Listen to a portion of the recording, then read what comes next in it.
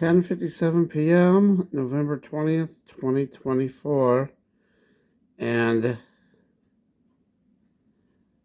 is it possible that with the president-elect coming in and the people he is nominating to be in his cabinet, is it possible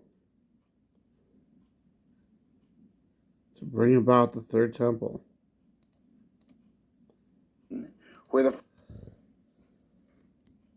I'll just let this be up here.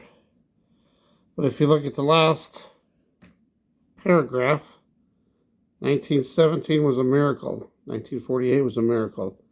1967 was a miracle. 2017, the Declaration of Jerusalem as the capital was a miracle. And there's no reason why the miracle of the reestablishment of the temple on the Temple Mount is not possible. I don't know how it would happen. You don't know how it would happen. But I know that it could happen. Thanks for watching. God bless. We are in the end times.